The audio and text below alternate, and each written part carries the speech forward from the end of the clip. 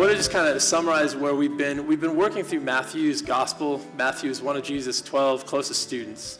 And he, like a few others who had these close experiences with Jesus, wrote an account of some of the things that Jesus taught, his experiences over about 3.5 years of walking, on a maybe nearly daily basis even with Jesus and really seeing him day in and day out.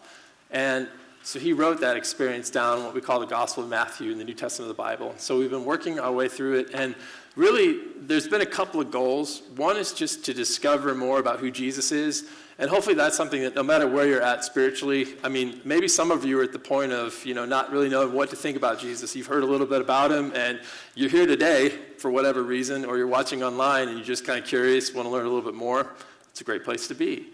Others of you are maybe on the polar opposite end of the spectrum, where you think Jesus is God in the flesh and you want to devote your life to following him, and you're kind of like your eternity is resting on him, and you're in a totally different place. Well, it's still a process of discovery. We're still learning more and more about who Jesus is and what his way of life looks like and what God has for us. And so no matter where we're at, how we feel about Jesus today, we're all kind of in this mode of discovery.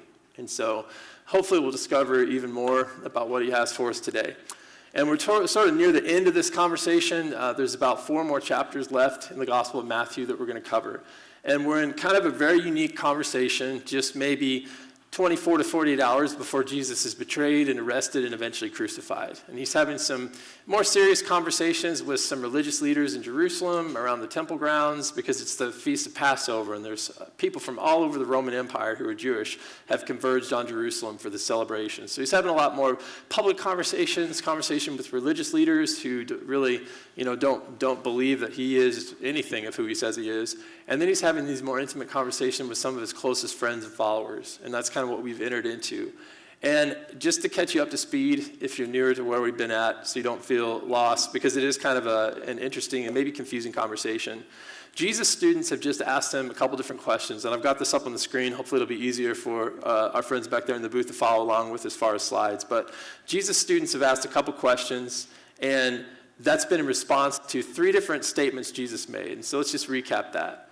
3 things Jesus has recently said in the conversation are, 1, my followers, they're going to be killed or hurt or even forced to leave their homes for a period of time. But he hasn't really specified, what are the parameters on that period of time. He just made the statement. He also said as he was leaving the temple in Jerusalem, I'm not coming back until the people who are here, the inhabitants of Jerusalem and the religious leaders, until they're ready to celebrate my arrival. And they were definitely not in a mode of celebrating Jesus' arrival. They were going to plot his death, and certainly we're in the middle of that right at this moment. So he said, I'm not coming back here until things change, their hearts change. And then the third thing he said was, one day, these blocks that make the temple compound buildings up in Jerusalem, they're going to be torn apart, stone by stone. And so Jesus' students, they're curious, because these are weird statements. They don't know what to make of it. And so they're asking him a couple questions. You go on the next slide. And they ask these in verse 3 of Matthew 24. They're sitting on the Mount of Olives having a more private conversation, and they said this, tell us, so Jesus, when are these 3 things you talked about? When are they going to happen?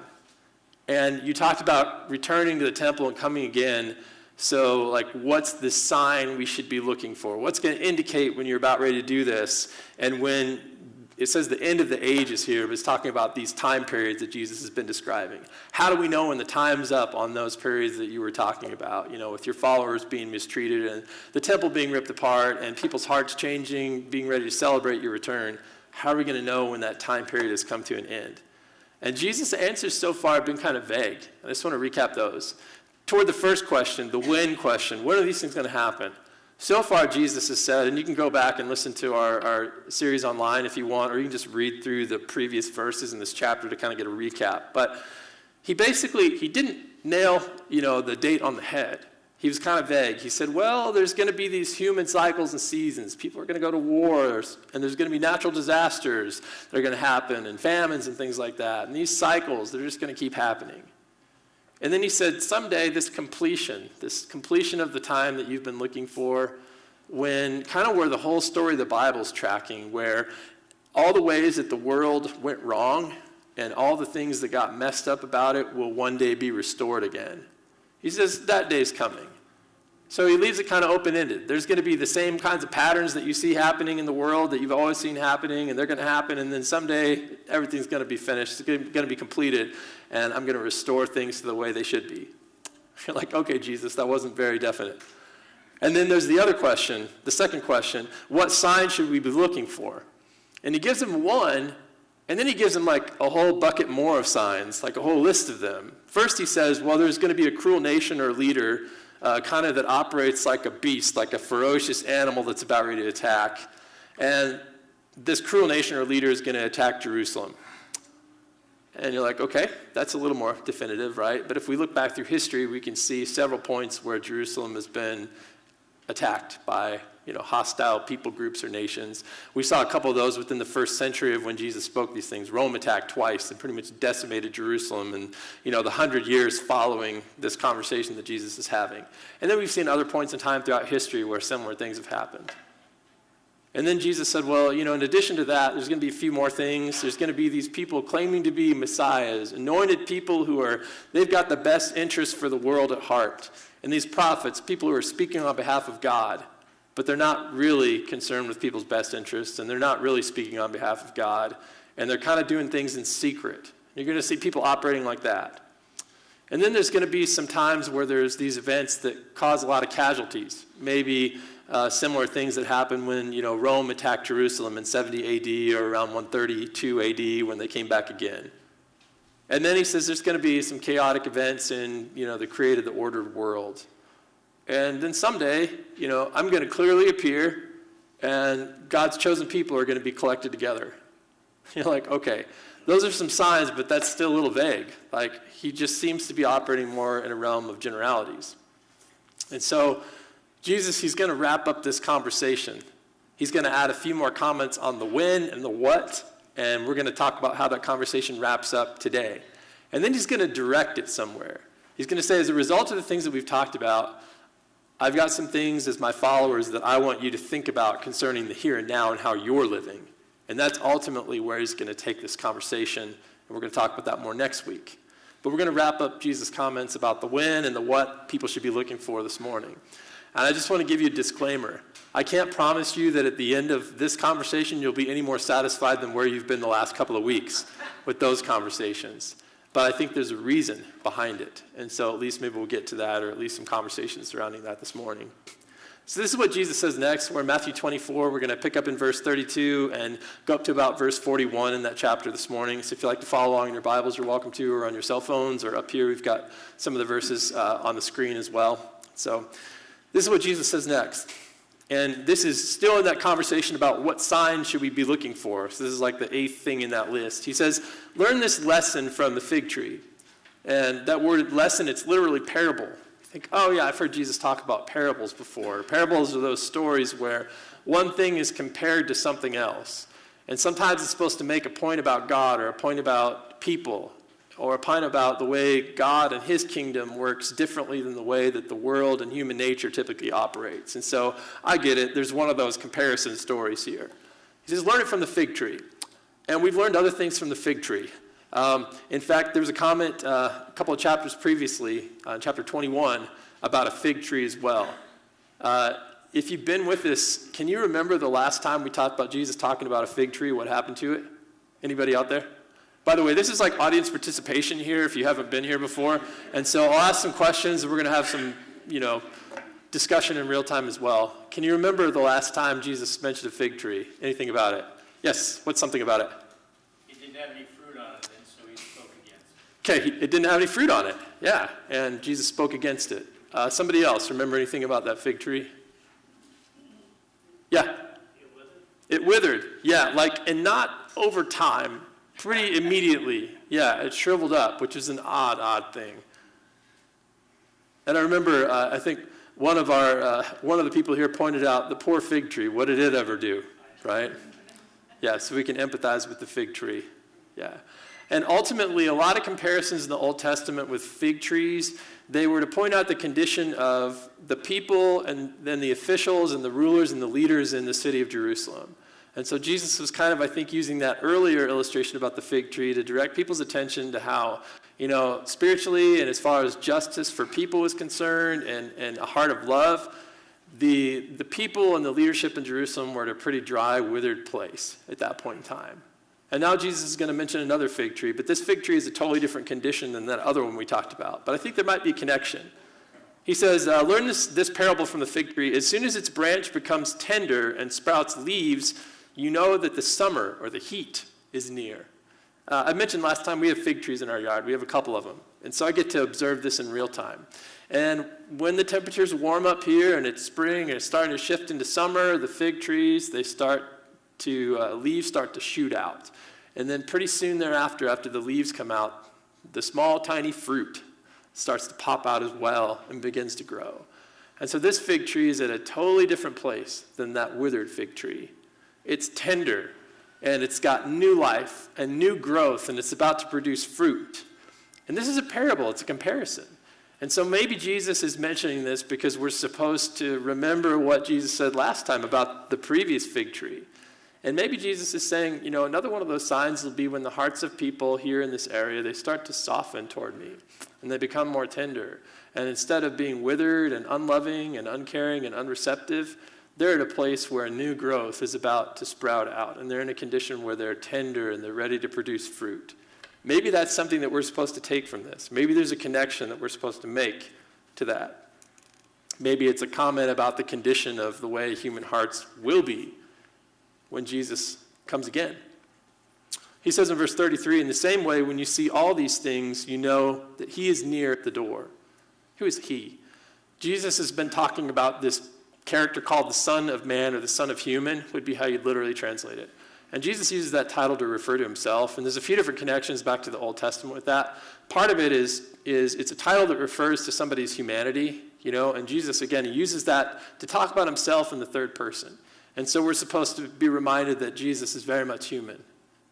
As Matthew would say, he is Emmanuel, he is God with us, but he is not just God in the flesh, he is God who's become human as well.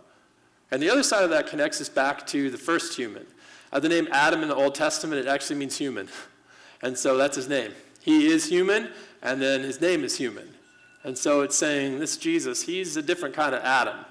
Adam, he made some choices that didn't work out so well for humanity. But Jesus, he's going to be a totally different kind of representative for humanity, a whole different kind of Adam who's going to sway things a totally different direction. And he's saying, in the same way, when you see all these signs that I've just spoken of, when they start to blossom and shoot out, you know that Son of Human, that person that I talk, the name I use to talk about myself in the third person, I'm coming close. I'm at the door. And so maybe he's saying when these indications, these signs, they all converge, Jesus is kind of close. But that gets tricky for us as well. Think of it this way. I heard a story once of a flight instructor. Do any of you have your pilot's license here, by the way? Any people that are pilots here? Okay, not in this room, but I heard a story about somebody who was a flight instructor, and he would take his students up, and in the process of teaching them, how to fly before he would have them solo, he would be up with them in the cockpit, and after they'd had, like a good number of flights under their belt, he would casually reach over, and there's a fuel shutoff valve in small high-wing aircraft, and he would just flip that switch when they were at maybe, 10,000 feet. And so the person would be flying the plane, and all of a sudden, the fuel pressure would drop, and all of a sudden the engine would sputter, and all of a sudden it would cut out, and the person would start to panic because they're flying a plane and the engine is not working and the propeller is not functioning, right? And so then, their airspeed starts to slow. And so they have to decrease altitude to gain airspeed. And then he would walk them through this, and they would, through these steps, evaluate, assess the problem, and figure out, the fuel valve switch got switched off. So they could switch it on again, and then restart the engine, and then pull out of this, and they would be completely fine. And it almost seems that what we're coming to when Jesus describes some of these different cycles that happen over and over again in our human experience, and some of these signs, you're like, I've seen some of that in history before. Israel, they've kind of gone into a nosedive, and all these signs, they've kind of come together, and then they just pull back out of it, and then we have to wait longer. Maybe we think of that in that perspective. But I think what Jesus is saying is, someday there's going to come a point in time where these signs that I've spoken of, because there is a completion, some ultimate completion in a way that the Bible is driving this story, and that's toward the restoration of everything that went wrong in the Garden of Eden. And God once again making his dwelling with humanity and people living in close relationship and close proximity with God again. The Bible is working somewhere. I think Jesus is saying when this final, completion, when God's getting ready to bring those things about, there's going to be another instance, and, the fuel pressure is going to drop, and the engines aren't just going to sputter. Maybe they're going to catch fire, and the airspeed won't just slow, but the landing gear is going to drop off, and then the wing's going to fall off, and then more and more things are going to happen. And there's going to come a point where more of these things, or all these things, perhaps converge. And perhaps, at that time, Jesus is saying, when those things happen, you'll know I'm getting close. But it's tricky because it's hard to figure out, because a lot of these things are cycles that appear over and over again. Jesus says next in verse 34, he says, "Truly I tell you, this generation will certainly not pass away until all these things take place."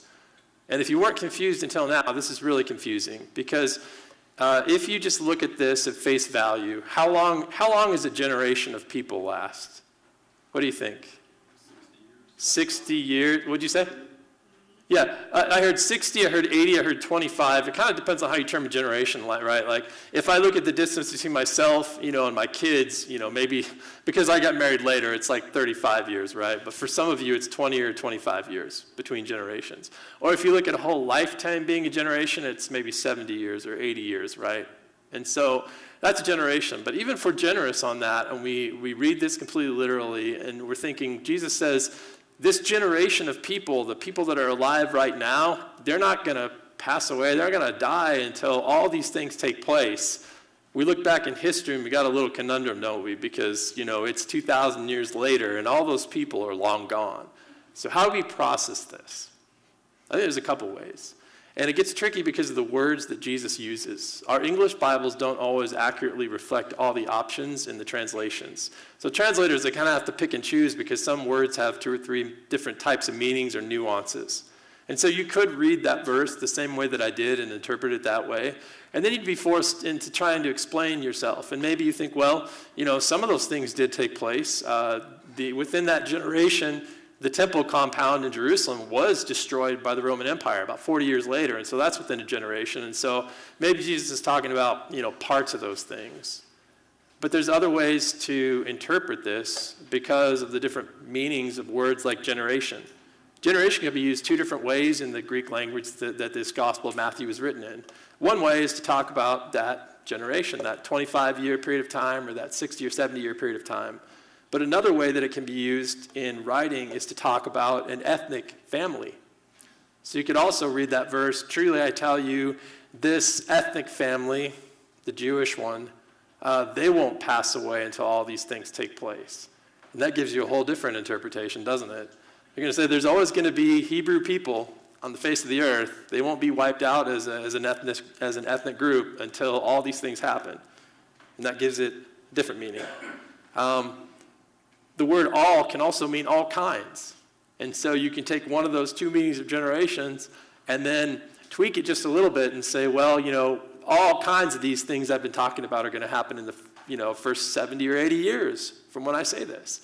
And there was quite a sampling of those signs that happened within that period of time because of Rome and the way that Rome attacked Jerusalem on a couple of occasions. And then also you could say, well, Jesus, he says all, and it means everything, all these things, even his appearance. And so I'm going to go with the first option. The Jewish people will remain, a continuity, a family on the face of the earth ethnically until all these things take place. And so it gets tricky. There are challenges in interpreting the things that Jesus is talking about. But I think where Jesus is headed is just revealed in what he says next. He makes a statement. He says, heaven and earth, the sky and the land, they will pass. And that word pass is tricky too because it can mean pass away or it can mean pass by. He says, but my words will never pass. They'll never pass away. They'll never pass by. And I want to put this in something that's practical. what is something that used to be a fashion trend, something maybe that you bought into when you were younger that's gone out of style since? Can you give me some examples? Yes. Sagging pants, okay. All right, what I heard bell bottoms, right? I don't see a lot of people wearing those these days. I do believe that. It is weird how fashion trends come back around, isn't it? So I give myself a little bit of trouble with this illustration, maybe. Yes? Leg warmers. Yeah, it's been a while since I've seen leg warmers, like the 80s maybe. Yes? Zoot suits. What's a couple more? I mean, this is good for humor. Yeah? Lime green polyester. Lime green polyester. We could just revive that as a church community next week, huh? We could all show up in our lime green polyester. White shoes and white belts. White shoes and white belts. Yeah. Shag carpet. There we go. Choker necklaces. Yeah. And like you said, a lot of some of these things, they come back around again, and I've seen certain things come back around again, and I'm like, man, why did this not just die? Turtlenecks, yeah? And in the same way, I think it's funny because Jesus, he picks a couple of the most stable things in existence. How many times, the word heavens, it's a general word that's talking about the skies, and sometimes it refers to what we consider as like a spiritual heaven as well. But the word literally is talking about the skies, and then earth is talking about the land. How many times in your lifetime or in recorded human history has the sky just gone away? What would happen if it did? You'd cease to exist, right? It's your atmosphere. What about the land? What if it went away? I mean, one, you would have nowhere to call home, nowhere to plant your feet, nowhere to grow crops, no gravity to keep you here, and you'd fly off into nothingness, into space, right? Like, all those things are secure and they're stable. And Jesus says there's going to come a day when those things, they need a refresh. They go out of style. The thing that's been consistent all throughout human history is going to one day become inconsistent. But he says something is not ever going to go out of style. It's never going to pass away. What is that? His words, right? And you think about some of the things that Jesus says, and a lot of it's anchored on these teachings about his kingdom and his way of life and how things work differently. And you can get a refresh on that in Matthew chapters 5, 6, and 7. He goes over a lot of these core teachings about the way that, God really desires people to live life and have relationships with each other. He says that way that I've been teaching you and that way that we continue to learn about and know about till this day, from looking back on writings of people like Matthew. Those things that I've said and those ways of life that I've taught you as my followers, those things are never, ever going to go out of style. And so it's like he's taking our focus from things that are ambiguous, like, when are all these events going to play out? And even things like the restoration of some things with the earth and the sky that have gone awry, when is this going to happen? He's saying those things are ambiguous, but if you want something that's firm that you can anchor yourselves to, take the things that I've taught you about the way that I operate and the way that life works best. And that's something that's secure that you can anchor yourself to. Those things are going to remain current long after the sky and the land are no longer current. They need to be restored. They need to be refreshed, let alone all the other trends and things that go out of style so quickly here we experience in life. That's how he wraps up the question, when? It's just by directing people back to himself and the stability of the ways that he's been teaching people. But he leaves it kind of open-ended. To the what, to the signs. And then he's going to focus back in on the when question for just a few moments as well. Verse 36, he says, now concerning the day and the hours, so this is getting really specific as far as when, and Jesus' followers are no doubt they're cluing in. Okay, Jesus is going to give us a day and an hour now. This is what we've been waiting for. Finally, he's going to get specific, and we're going to get just a clear, cut and dry answer to this. And he says, nobody knows that. And it's written in such a tense, it's like a permanent tense in the Greek language. So he's saying nobody completely sees or perceives the answer to the when question. Nobody. This is a challenge to us because some of us feel like we do know the answer to that question. And we might have pretty firm convictions that, I know when it's going to happen. In fact, that when's going to happen in the next 10 years. Or maybe your timeline's a little stretched. In the next 50 to 100, I'll give it 50 to 100 years. I'm positive it's going to happen in that time period. Others of you are like, I'm not so sure about that when question. Maybe it's going to be 100 or 200 years or longer. And then some of you are like, it's going to happen like, I can see it happen in the next 3 years. All this stuff is going down. Like, I see where it's headed. The plane is headed down. And I know for sure. But Jesus challenges us, and he says, nobody completely conceives of that. He says, not even the angels of heaven, nor the Son. He's talking about the Son of Human again, about himself. And, I mean, that's a deep phrase. We could talk about what Jesus is referring to there, but he says, only the Father alone. It's like, this is you don't have access to this information completely. You're not capable of perceiving a precise answer to this when question, which isn't, again, super comforting, right? Because we want specific answers. But again, I think Jesus is leaving it that way for a purpose. He says, for just like the days of Noah were, so the coming or the coming near, the arrival or the advent of the Son of Man will be, Jesus. For in those days before the flood, they were eating and they were drinking and people were marrying each other and people were giving their daughters in marriage until the day that Noah entered the ark. So life was carrying on. If you could be teleported back in time to right before the moments when the rain started and this flood spoken of in Genesis chapter 6 started to occur, life was normal. You couldn't have told the day before the flood or the morning of the flood from any other day that had been happening. Weddings were happening, people were getting engaged, people were eating and celebrating and drinking and suffering and, being unjust and all the things that people do every single day.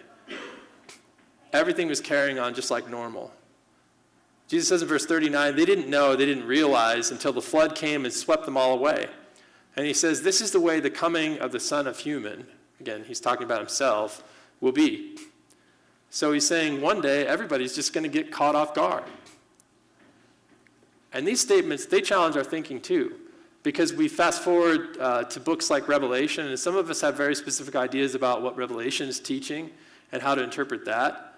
And it's hard to reconcile some of these things that Jesus is saying with some of the things maybe that we believe about how Jesus' arrival will come about.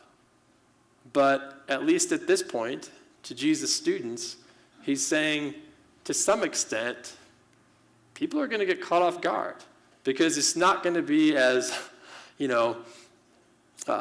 noticeable, at least ahead of time out front, maybe as you think it will be. And then he has another statement that, again, we look at through our different lenses and we might see differently, so I want to get your opinions on what this means. He says, then, so like at that point in time when Jesus comes back, just like the flood came and caught people off guard, he says, then 2 men will be in the field, one will be taken and one will be left. 2 women will be grinding at the mill, one will be taken and one will be left. You're like, huh? What do you think that means? Okay, I had somebody say it's the rapture. Rapture it's connected to a word in the Bible, but it's a concept if you're not familiar with it. Some Christians believe the Bible teaches that at some moment, everybody gets caught off guard. Those who are following Jesus who are on the earth will be caught up into the clouds with Jesus and taken out of this world. If you've seen things like the Left Behind series, read the books, that's that perspective, late great planet Earth in maybe the late 60s, early 70s. That's the perspective, I would say a pretty widely held perspective in a lot of Christian denominations, not all, but especially in America today. Yeah, so that's referring to that moment in time. Maybe it is. Any other thoughts on that? What is that referring to? It's okay if you don't, I just want your thoughts and input, so.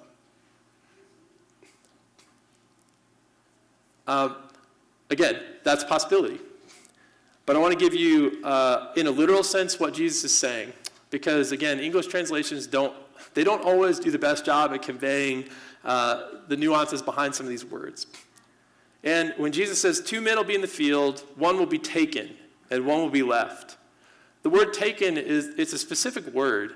And most of the times when it's used in the New Testament, it means taken alongside somebody else as a friend or a companion.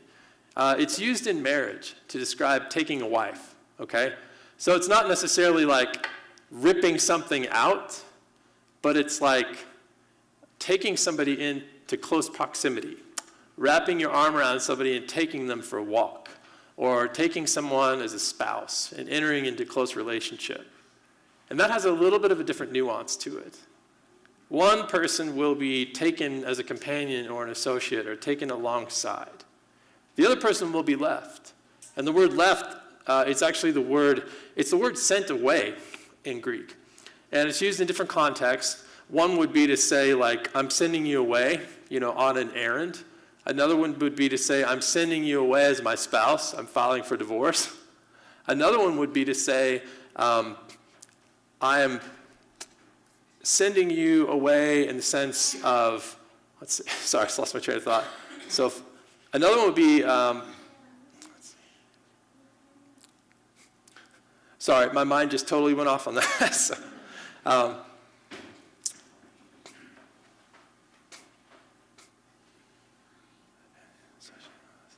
I'll tell you in a minute.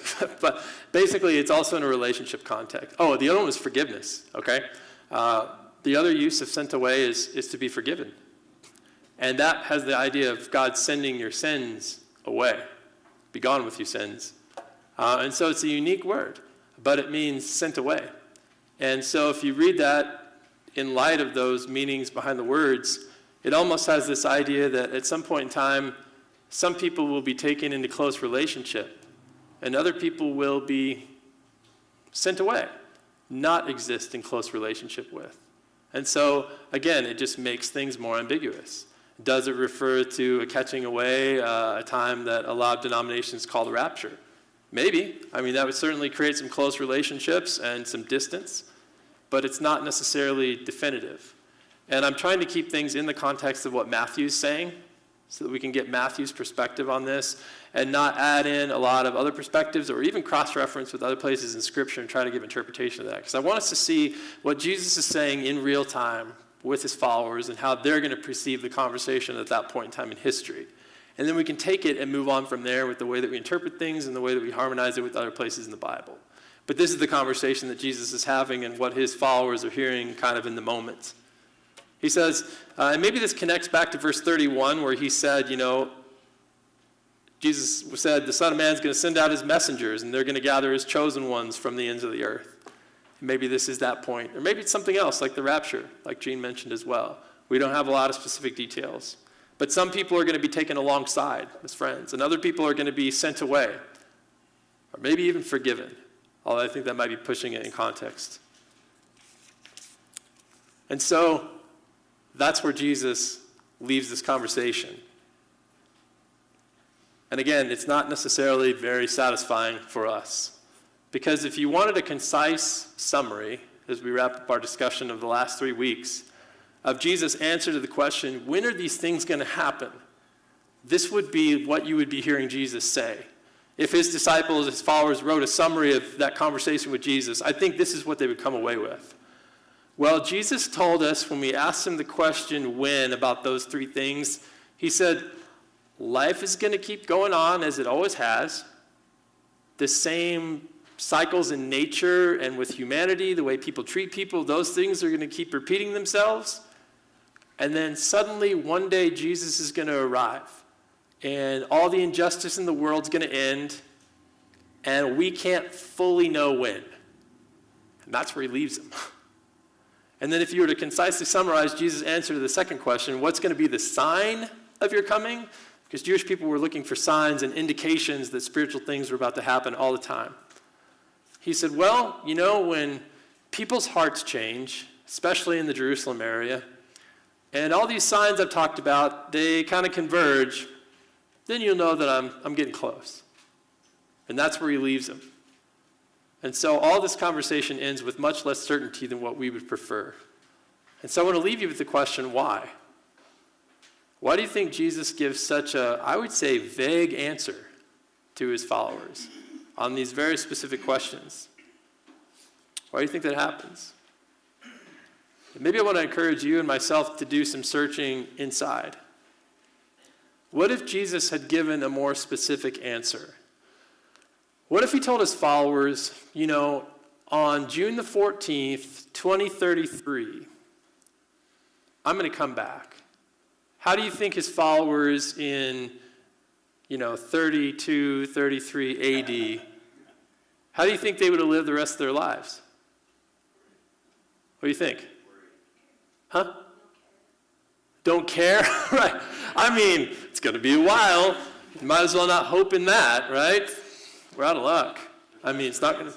What? With less urgency to reach people. Less urgency, sure. I mean, I've got my whole lifetime, so, I don't know how long that is, but really it's going to be a while. So why should I try to reach people? Any other thoughts? How would they have responded? Live their life in sin. Maybe just continue to live life just driven by selfish desires, right? And maybe on the opposite end of things, you're like, well, at least I know what I need to focus on, because this isn't going to happen. These things aren't going to happen anytime soon. So, I'm just going to focus on living the way that Jesus wants me to live. Maybe that would be the side of it too. Now we're going to flip-flop the question. What if Matthew recorded, this is going down. It's going down on June 14th, 2033. And you were living today. How would that change the way that you would live your life? It actually makes me more stressed. Okay, more stressed? What do you think?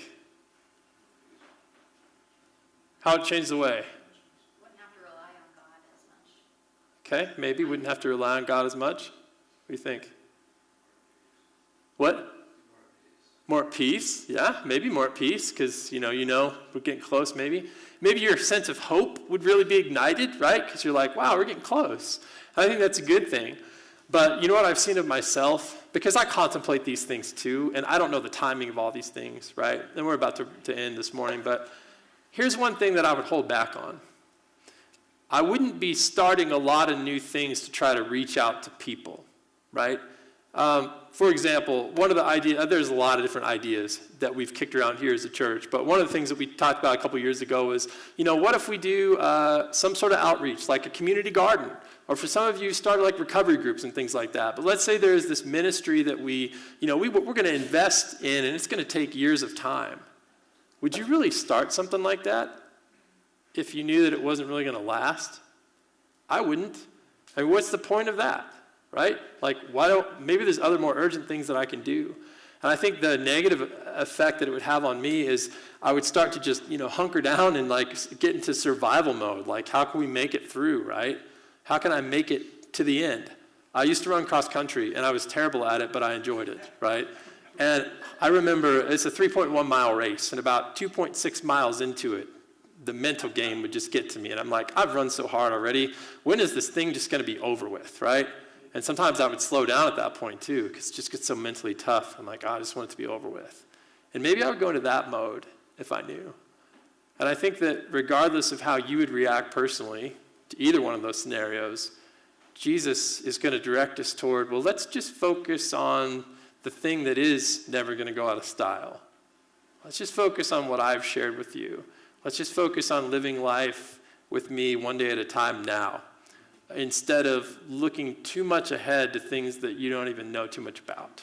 Maybe that's where he wanted to leave us. But these are conversations that, this is just the starting point. This is like the diving board, and you can jump off of this into the deep end. And you can continue to have conversations with each other and try to bring other aspects of the Bible in and figure out, well, what does this mean and how does this connect with other places in Scripture? And so my goal is more or less to start to ignite some of those conversations with you, but also to caution you that if you want to take Jesus' advice, you have to be too careful about getting too certain about things, because there is an aspect to which God knows that we don't know. And so, dive in and explore and discover and discuss with each other and try to figure things out. But know there may be things that you won't ever be able to figure out until they catch you by surprise.